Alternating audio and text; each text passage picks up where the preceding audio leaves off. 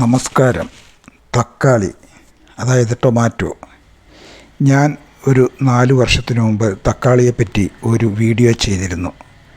അന്ന് വീഡിയോ ചെയ്ത് തുടങ്ങുന്ന സമയമായിരുന്നു. അതിൻ്റെ ശബ്ദവും വീഡിയോ ക്വാളിറ്റിയുമൊക്കെ വളരെ മോശമായിരുന്നതുകൊണ്ടും ആർക്കും മനസ്സിലാക്കിയെടുക്കാൻ പറ്റാത്ത തരത്തിലുള്ള ഓഡിയോ രീതിയൊക്കെ ആയിരുന്നതുകൊണ്ടാണ് ഞാനിപ്പോൾ അതിനെപ്പറ്റി വീണ്ടും ഒരു വീഡിയോ ചെയ്യുകയാണ്.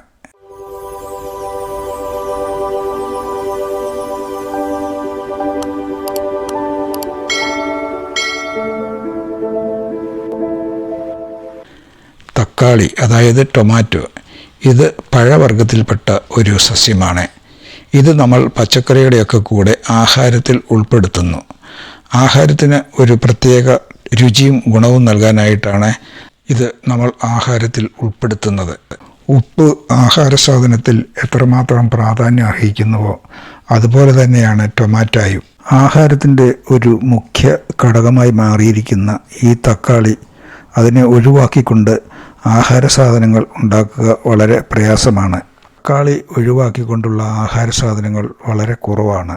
നാം ഭക്ഷണത്തിലൂടെയൊക്കെ കഴിക്കുന്ന ഈ തക്കാളി വളരെയധികം ഔഷധ ഗുണമുള്ളതാണ്, ആരോഗ്യദായകവുമാണ്. ആഹാരത്തിൽ ചേർക്കാതെ തന്നെ പഴുത്ത തക്കാളി ശരിക്ക് കഴുകി പഴമായിട്ട് കഴിക്കുന്നത് ഏറ്റവും നല്ലതാണ്. സലാഡാക്കി കഴിക്കുന്നതും ഉത്തമം. ശരീരത്തിന് ആവശ്യമായിട്ടുള്ള ധാരാളം പോഷക ഘടകങ്ങൾ തക്കാളിയിൽ അടങ്ങിയിരിക്കുന്നു. തക്കാളി നീര് പെട്ടെന്ന് ദഹിക്കുന്ന കാരണത്താൽ രോഗബാധയ്ക്ക് ശേഷം ഉള്ള ആളുകൾക്ക് ഇത് നൽകുന്നത് ഉത്തമമാണ്. ഡയബറ്റീസ്, അനീമിയ തുടങ്ങിയ രോഗങ്ങളുടെ ശമനത്തിന് ഈ തക്കാളി നല്ലതാണ്. കൂടാതെ രക്തശുദ്ധീകരണത്തിനും ശരീരപുഷ്ടിക്കും ഞരമ്പുകളുടെ ശക്തിക്കും പല്ലുകളുടെ ഉറപ്പിനും മലബന്ധമില്ലാതാക്കാനുമൊക്കെ ഇത് ഉത്തമമാണ്. ഈ തക്കാളി നമുക്കൊക്കെ ഏറ്റവും പ്രിയപ്പെട്ട ഒരു ആഹാര വസ്തുവാണ്. തക്കാളി പാകമാകുമ്പോൾ നല്ല ചുവപ്പ് നിറവും പാകമാകുന്നതിന് മുമ്പേ പച്ച നിറവുമാണ്. പഴുത്ത തക്കാളി ശരിക്ക് കഴുകിയതിന് ശേഷം അങ്ങനെ തന്നെ നമുക്ക് പഴമായിട്ട് കഴിക്കാം. നമ്മൾ സാധാരണയായി പഴുത്ത തക്കാളിയും പച്ച തക്കാളിയുമൊക്കെ ഒരുപോലെ കറികളിൽ ചേർക്കാറുണ്ട്. പഴുത്ത തക്കാളി പഴമായിട്ട് തിന്നുന്നത് വളരെ നല്ലതാണ്. എന്നാൽ പാചകം ചെയ്യുന്നത് കൊണ്ട് ഇതിലെ പോഷക ഘടകങ്ങളൊന്നും നശിച്ചു പോകുന്നുമില്ല. തക്കാളി സോളിനേസി സസ്യകുടുംബത്തിൽപ്പെട്ടതും ഇതിൻ്റെ ശാസ്ത്രനാമം ലൈക്കോപെർസിക്കം എക്സ്കുലൻറ്റം എന്നുമാണ്. തക്കാളി പുളിരസമുള്ള ഫലമാണെങ്കിലും ഇതിന് അസിഡിറ്റി തീരെയില്ല. ഇത് ഒരു സബ് ആസിഡ് ഫലമാണ്.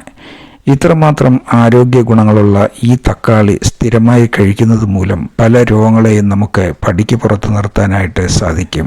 തക്കാളിയിൽ ധാരാളം ആരോഗ്യ ഘടകങ്ങൾ അടങ്ങിയിട്ടുണ്ട്. വിറ്റാമിനുകളും ധാതു ലവണങ്ങളും ഇതിനകത്തടങ്ങിയിട്ടുണ്ട്.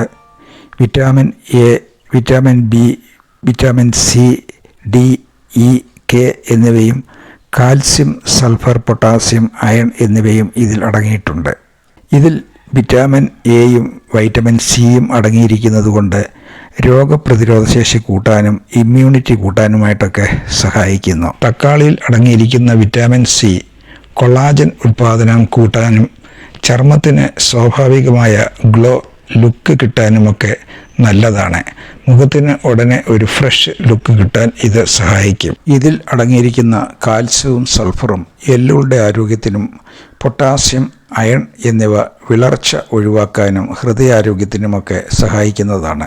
തക്കാളിയിലെ ഒരു പ്രധാന ആൻറ്റി ഓക്സിഡൻ്റാണ് ഇതിൽ അടങ്ങിയിരിക്കുന്ന ലൈക്കോപ്പിൻ എന്ന ഘടകം. ഇത് ഹൃദ്രോഗം, ക്യാൻസർ സാധ്യതയൊക്കെ കുറയ്ക്കാനായിട്ട് സഹായിക്കും. വേവിച്ച തക്കാളിയിൽ ലൈക്കോപ്പിൻ കൂടുതൽ കിട്ടും. തക്കാളിയിൽ അടങ്ങിയിരിക്കുന്ന വിറ്റാമിൻ സി, എ എന്നിവ പ്രതിരോധ ശക്തി കൂട്ടാനും കണ്ണുകളുടെ ആരോഗ്യത്തിനും ചർമ്മത്തിൻ്റെ തിളക്കത്തിനുമൊക്കെ ഏറ്റവും നല്ലതാണ്. തക്കാളി ഒരു സൗന്ദര്യവർദ്ധക ഘടകം കൂടിയാണ്. ചർമ്മത്തിന് തിളക്കവും മൃദുത്വവും നൽകാനായിട്ട് ഈ തക്കാളിക്ക് കഴിവുണ്ട്. മുഖത്തെ ചുളിവുകളും പാടുകളും ഒക്കെ മാറ്റി മുഖം നല്ല മിനുസപ്പെടുത്താനായിട്ടുമൊക്കെ ഈ തക്കാളി ഉപയോഗിക്കാം. മുഖത്ത് ചുളിവുകൾ ഉണ്ടാകുന്നതൊക്കെ തടഞ്ഞ് യുവത്വം നിലനിർത്താനായിട്ട് സഹായിക്കും. എണ്ണമയമുള്ള ചർമ്മമാണെങ്കിൽ തക്കാളി അരച്ച് മുഖത്ത് പുരട്ടി 10 മിനിറ്റിന് ശേഷം തണുത്ത വെള്ളത്തിൽ കഴുകുക. ആഴ്ചയിൽ 2 തവണ ഇങ്ങനെ ചെയ്താൽ ആ പ്രശ്നത്തിന് പരിഹാരമുണ്ടാകും. മുഖത്തെ പാടുകൾ നീക്കം ചെയ്യാൻ തക്കാളി നീര് അല്പം നാരങ്ങാ നീരുമായിട്ട് മിക്സ് ചെയ്ത് പാടുള്ള ഭാഗത്ത് മാത്രം പുരട്ടി ഒരു 10 മിനിറ്റ് കഴിഞ്ഞ് കഴുകിക്കളയുക.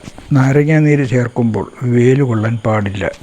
തക്കാളിയിൽ അടങ്ങിയിട്ടുള്ള ഫൈബറും ജലവും ദഹനത്തിന് നല്ലതാണ്. കലോറി കുറവായതുകൊണ്ട് വെയിറ്റ് കൺട്രോൾ ചെയ്യാനുമൊക്കെ ഇതുകൊണ്ട് സാധിക്കും. സൂര്യാഘാതത്തിൽ നിന്നും ചർമ്മത്തെ രക്ഷിക്കാൻ ഇതിലടങ്ങിയിരിക്കുന്ന ലൈക്കോപ്പിൻ സഹായിക്കും. ഡയബറ്റീസ് രോഗികൾ തക്കാളിയുടെ നീര് തേനുമായി ചേർത്ത് ദിവസവും കഴിക്കുകയാണെങ്കിൽ മൂത്രത്തിലെ പഞ്ചസാരയുടെ അളവ് കുറയും. ഡയബറ്റിക് രോഗത്തിന് ആശ്വാസം ലഭിക്കുകയും ചെയ്യും. അനീമിയ, വിളർച്ച എന്നിവ ബാധിക്കാതിരിക്കാൻ തക്കാളിയുടെ നീര് ദിവസവും കഴിക്കുന്നത് നല്ലതാണ്. തക്കാളി ദിവസവും കഴിച്ചാൽ മലബന്ധം മാറിക്കിട്ടാൻ ഉത്തമമാണ്. നേത്രരോഗങ്ങൾക്കും തക്കാളി നല്ലതാണ്. തക്കാളിയിൽ വിറ്റാമിൻ എ അടങ്ങിയിരിക്കുന്നത് കൊണ്ട് കണ്ണിലുണ്ടാകുന്ന വിവിധ അസുഖങ്ങൾക്ക് ഇത് നല്ലതാണ്. തക്കാളി ദിവസവും കഴിക്കുന്നത് ത്വക്ക് രോഗങ്ങൾ മാറാൻ സഹായിക്കും. കുട്ടികളുടെ വളർച്ചയ്ക്കും ബുദ്ധിവികാസത്തിനും തക്കാളി ദിവസേന കുട്ടികൾക്ക് കൊടുക്കുന്നത് ഫലം ചെയ്യും. അതുപോലെ ഇന്ന് പലരുടെയും ഇടയിൽ അവർ പറയുന്നത് തക്കാളി അമിതമായി കഴിച്ചാൽ കിഡ്നി സ്റ്റോൺ ഉണ്ടാകും എന്നാണ്. എന്നാൽ കിഡ്നി സ്റ്റോണിന് കാരണമാകുന്ന കാൽസ്യം ഓക്സലേറ്റ് നാം കഴിക്കുന്ന മറ്റു പച്ചക്കറികളെ അപേക്ഷിച്ച് തക്കാളിയിൽ വളരെ കുറവാണ്. എന്നാൽ കിഡ്നിയിൽ കല്ല് ഫോം ചെയ്യുന്നത് തടയുന്ന ഒരു പ്രധാനപ്പെട്ട ഘടകമാണ് സിട്രേറ്റ്. എന്നാൽ തക്കാളിയിൽ ഈ സിട്രേറ്റിൻ്റെ അളവ് കൂടുതലുമാണ്. എന്നാൽ ഈ കിഡ്നി സ്റ്റോണിൻ്റെ പ്രധാന കാരണം തക്കാളി കൂടുതൽ കഴിക്കുന്നത് കൊണ്ടല്ല, നേരെ മറിച്ച് ആവശ്യത്തിന് ശുദ്ധജലം കുടിക്കാത്തത് കൊണ്ടും ഉപ്പ് അമിതമായിട്ട് ഉപയോഗിക്കുന്നത് കൊണ്ടും പ്രോട്ടീൻ അടങ്ങിയിട്ടുള്ള മാംസാഹാരം അമിതമായി കഴിക്കുന്നത് കൊണ്ടുമാണ്. പ്രത്യേകിച്ച് ആനിമൽ മീറ്റ്. നാം കഴിക്കുന്ന ചീരയിലും ബീറ്റ്റൂട്ടിലും കാൽസ്യം ഓക്സലേറ്റ് തക്കാളിയേക്കാൾ കൂടുതലാണ്. ചില പാരമ്പര്യ ഘടകങ്ങളും വേണ്ട രീതിയിൽ ശ്രദ്ധിക്കാത്തതുമൊക്കെയാണ് കിഡ്നിയിൽ സ്റ്റോൺ ഉണ്ടാകാനായിട്ടുള്ള കാരണങ്ങൾ.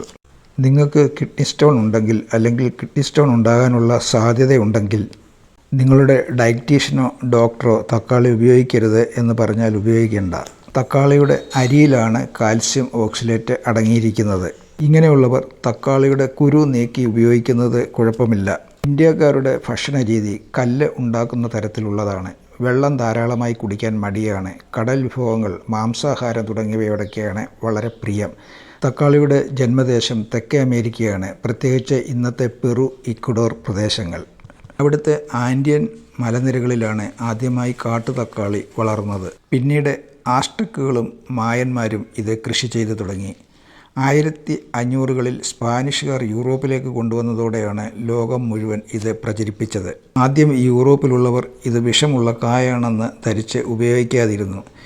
പിന്നെ ഇറ്റലിക്കാരാണ് ഇത് ഭക്ഷണത്തിൽ ചേർക്കാൻ നല്ലതാണ് എന്ന് കണ്ടെത്തിയത്. അപ്പോൾ ഇത്രയുമാണ് എനിക്ക് ഈ തക്കാളിയെപ്പറ്റി പറയാനുള്ളത്.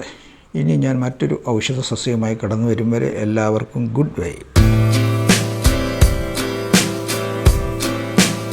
ഇന്നെന്താ പരിപാടി? ഇന്ന് ഞാനൊരു ചിക്കൻ കറി ഉണ്ടാക്കാനുള്ള പരിപാടിയാണ്. എന്താ? എൻ്റെ കൂടെ കൂടുന്നോ?